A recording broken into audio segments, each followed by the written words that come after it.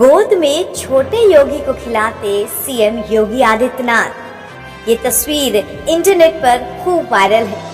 उत्तर प्रदेश के मुख्यमंत्री योगी आदित्यनाथ 3 दिवसीय उत्तराखंड दौरे पर पहुंचे हैं। इस दौरान मुख्यमंत्री पौड़ी स्थित पैतृक गांव पंचूर में अपनी भतीजी की शादी में शिरकत करेंगे। उत्तराखंड पहुंचे सीएम योगी आदित्यनाथ का यहाँ एक अलग ही रूप देखने को मिला। गोदी में छोटे योगी को खिलाते सीएम योगी।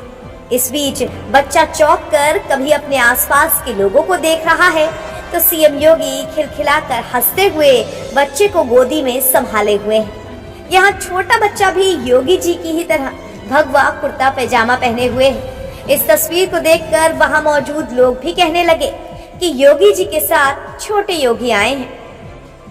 सीएम योगी आदित्यनाथ उत्तराखंड पहुंचे तो एक परिवार उनसे मुलाकात करने आया था, जिसके पास ठीक उन्हीं की ही तरह कपड़े पहने एक 8 महीने का बच्चा था। उस बच्चे को देखते ही सीएम योगी ने उसे अपनी गोदी में ले लिया और खूब प्यार दुलार किया। इस बीच बच्चा भी उनसे इतना घुल मिल गया कि उन्हें कस के पकड़ लिया। फिर जब माँ ने पुकारा तब उसने सीएम योगी की गोदी छोड़ी। उत्तर प्रदेश के मुख्यमंत्री योगी आदित्यनाथ अपने 3 दिवसीय दौरे पर उत्तराखंड के जनपद पौड़ी पहुंचे हैं। यहाँ पर मां गढ़वासिनी मंदिर में मूर्ति की प्राण प्रतिष्ठा में हिस्सा लेने के बाद उन्होंने लोगों को संबोधित भी किया।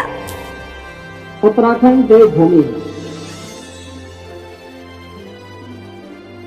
और उत्तराखंड की देवभूमि पर पूरा देश और पूरी दुनिया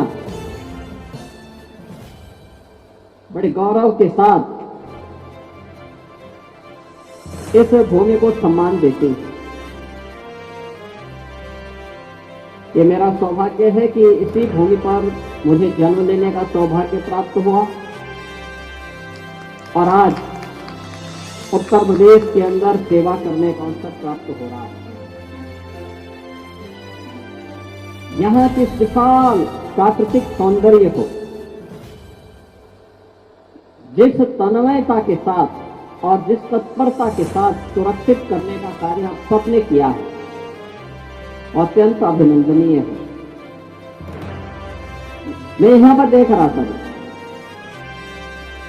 नई नई चीजें आ रही हैं, नया विकास हो रहा है। हेल्थ एंड वेलनेस का इससे अच्छा केंद्र और क्या हो सकता है, जहां सब कुछ प्राकृतिक है, जहां की यानी दुनिया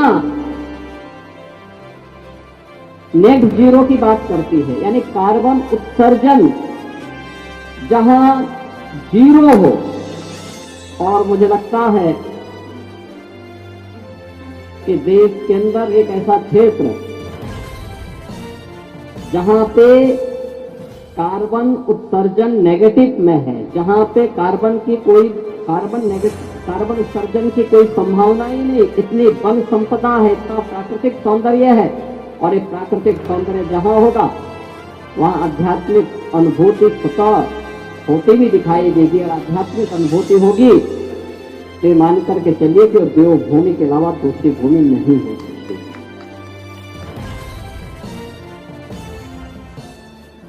इसी देवभूमि से निकली हुई 2 पवित्र नदियां मां गंगा और यमुना जब प्रयागराज में मिलती हैं तो वहां अदृश्य मां सरस्वती के साथ मिलकर के त्रिवेणी संगम का निर्माण करती है। और अब वहां पे जब त्रिवेणी संगम बनता है तो महाकुंभ का आयोजन होता है। प्रयागराज में इस समय महाकुंभ का आयोजन चल रहा है और मुझे बताते हुए प्रसन्नता है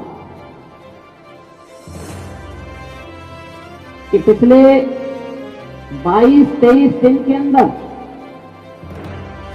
प्रयागराज में महाकुंभ में 39 करोड़ श्रद्धालुओं ने त्रिवेणी में डुबकी लगा करके, आस्था की डुबकी लगा करके अपनी आस्था को व्यक्त किया।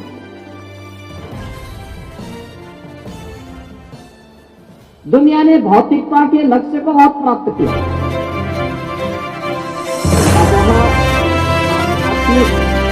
रूप से शांति चाहता है, सुकून चाहता है,